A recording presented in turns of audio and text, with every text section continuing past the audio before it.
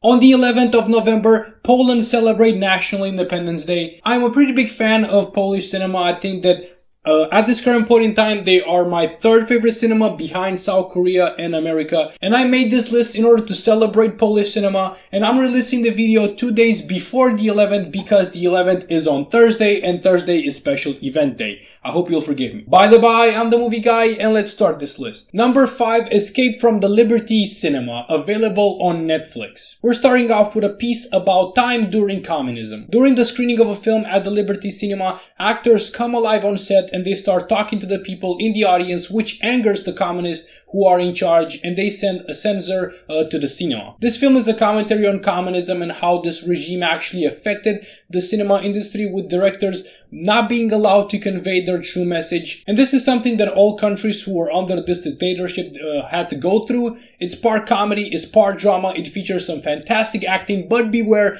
the pace is really slow. Hopefully that is not going to deter you because it is worth it come the end. Number 4, Ida, available on Amazon Prime. Nazywa się Wanda Gruz. To jest jedyna siostry krewna. Powinna ją siostra poznać, zanim złoży śluby.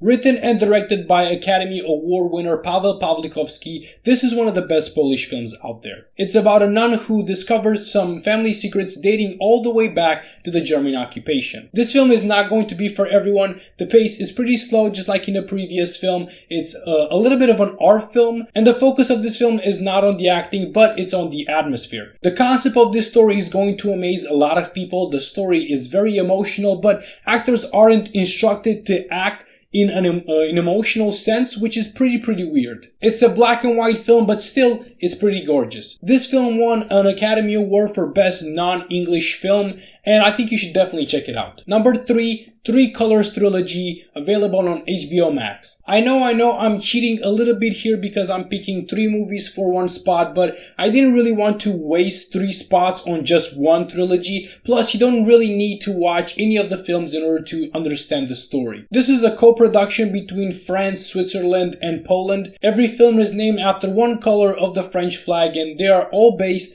on the French motto, Liberté, Égalité, Fraternité. All 3 pictures are memorable, but Three Colors Red received the most amount of attention. It won the most awards, and it's probably the best of the trilogy. If you haven't seen them, go check them out. These 3 are a great piece of cinema history. Number 2, The Hater, available on Netflix. I dodaj mnie do znajomych. Pewnie, to wyślij mi zaproszenie. Już to zrobiłem.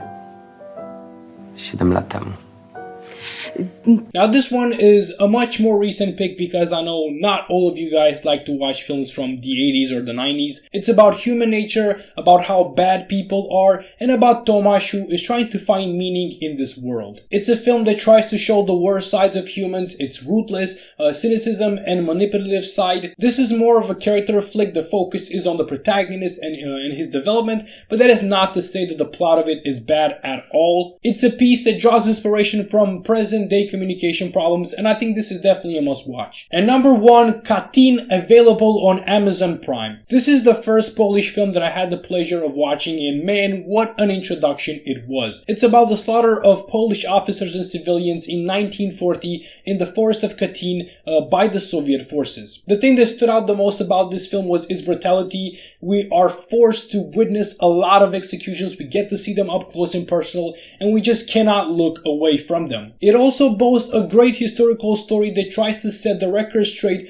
about that massacre, because the Soviets were actually blaming the massacre on the Germans. It was nominated for Best Non-English Film at the Oscars. It did not win, but it won my heart. What are you planning on watching on Polish National Independence Day? Let me know down in the comments. While you are there, press that like and subscribe button. Press the bell to get notifications every time my videos get uploaded. And until next time, keep on watching movies, guys.